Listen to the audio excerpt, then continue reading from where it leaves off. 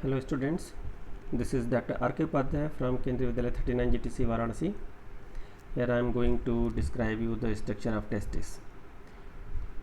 Testis is the site where sperm formation takes place, and you know very well the term sperm. The sperm is the male gamete which will fuse with egg to form the zygote, and this one is the epididymis and the accessory structures of the testis. What is the role of the testis? Is the production of sperm, and this is the dimension and specific features of the testis. Is the length of the testis, you can see the dimensions are written here, the breadth of the testis, the thickness of the testis, and the weight of the testis.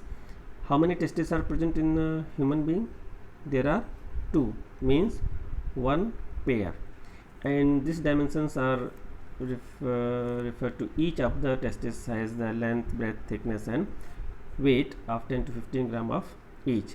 The important term is the three layers which are surrounded the testis are the tunica albuginea, tunica vaginalis, and tunica vascularis.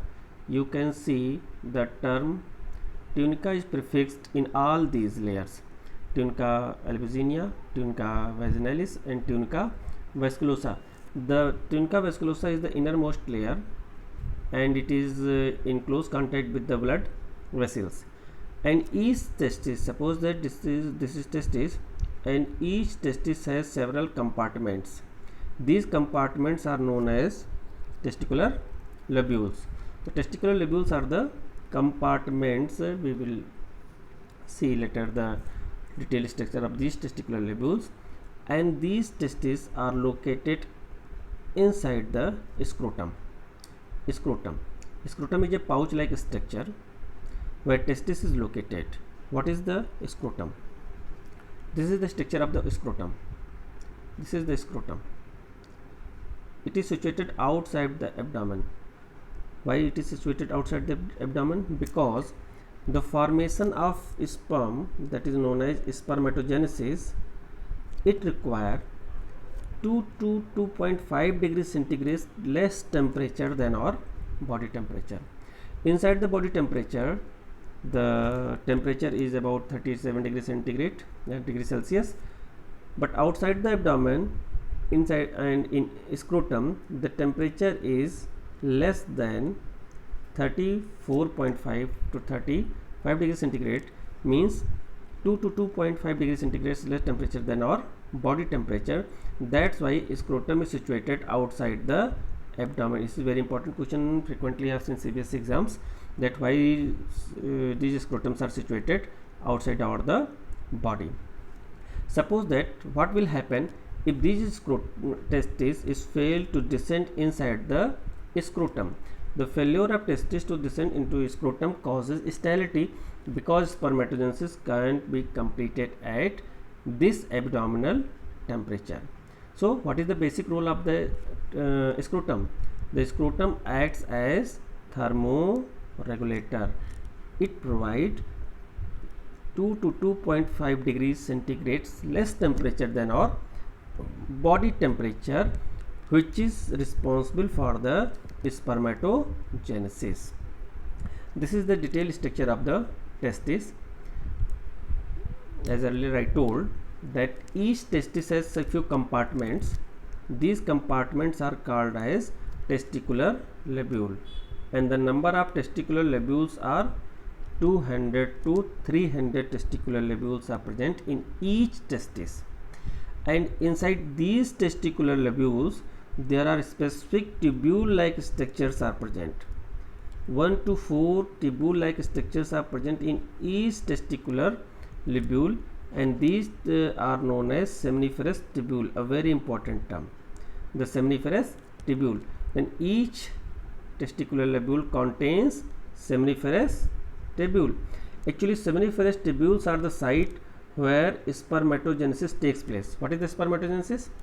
Spermatogenesis is the formation of sperm inside the testis. Okay, so what are testicular lobules? Testicular lobules are compartments present inside the testis. What are the seminiferous tubules? Seminiferous tubules are tubule-like structure which are present inside the testicular lobule. So the first term is the testis.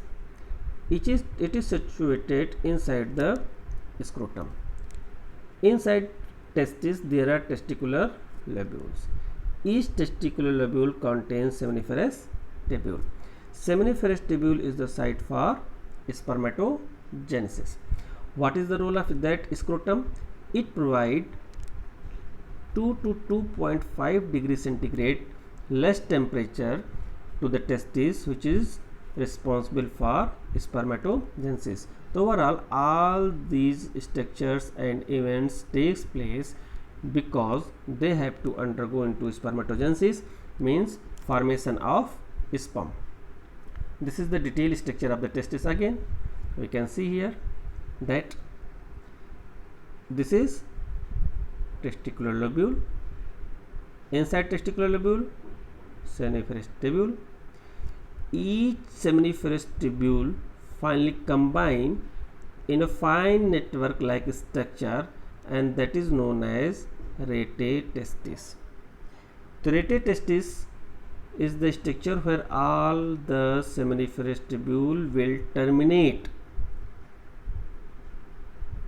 The spermatogenesis takes place inside the sperm, and all the product of the inside the seminiferous tubule, and all the product of seminiferous tubules are enter into these rete testis. So actually rete testis is like a collection center for various seminiferous tubules, and each rete testis is finally enters into a specific structure that is known as epididymis, that is designated as ED. So we can repeat it: testicular lobule, seminiferous tubule, rete testis, and now epididymis. What is the role of these epididymis? The epididymis is actually a collection center for the products which are released from seminiferous tubule and then to rete testis, and finally they reach to the epididymis. This is the epididymis. Epididymis is a long tube-like structure. The length is about 6 meters, but this is a highly coiled structure. The epididymis is a highly coiled structure, so then the length will reduce and occupy the small area. Tightly packed, attached to testis, receive vasa efferents and release its secretions to vasa deferens. Now these two terms, vasa efferents and vasa deferens. To understand these vasa efferents and vasa deferens, we have to go at previous slide. This is the rete testis, and these are the small structures you can see, tube-like structures. These are vasa efferents. What are these? These are vasa efferents. The vasa efferents enters into epididymis. This is one is the epididymis, and from these epididymis another tube, single tube, emerges, that is known as vasa deferens. You can clearly understand the difference between vasa deferens and vasa efferents. What is the vasa efferents? Vasa efferents is emerged from rete testis,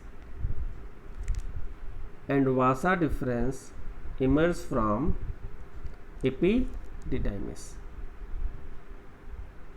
Okay, the vasa efferents from rete testis, this one, and vasa deferens from epididymis, this one. This is the rete testis, this is the rete testis, and this is the epididymis. So all the secretions which enters to epididymis further released through these vasa deferens. We can make a chart that from seminiferous tubule rete testis network is formed, from where vasa efferents carried the products of seminiferous tubule to epididymis, and from epididymis it is carried forward by vasa deferens. This is the difference between vasa efferents and vasa deferens. Vasa efferents arises from rete testis. Vasa deferens arises from cauda's epididymis. Cauda is a part of epididymis, the terminal part of epididymis. The number of the vasa efferents is more, 15 to 20 number, and vasa deferens is 2, one from each testis. Vasa efferents is convoluted, means the structure is like that, and the vasa deferens is slightly coiled. Vasa efferents carries sperm from rete testis to epididymis, and vasa deferens carry sperm from epididymis to the ejaculatory duct. What is the ejaculatory duct? From where finally the semen containing sperm is ejaculated outside the body. This is a seminiferous tubule. What is the location of this seminiferous tubule?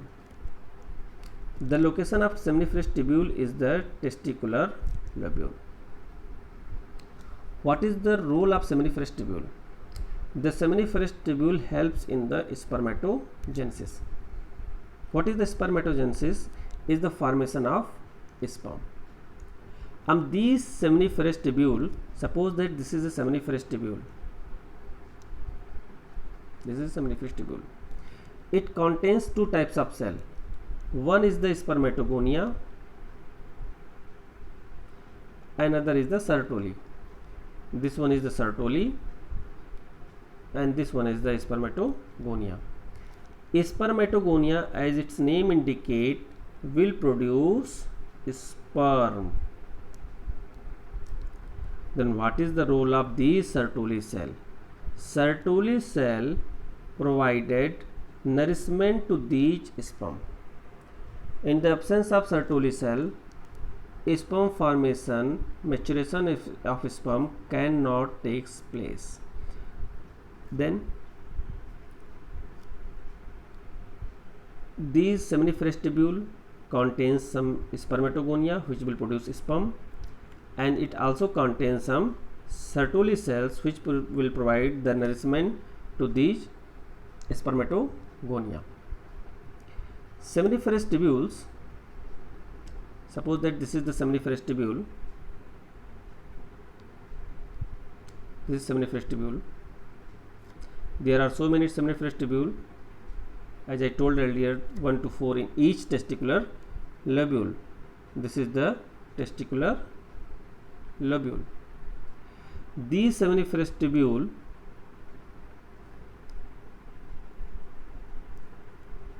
carries ducts which opens in a common duct, common location, and that common location is known as rete testis.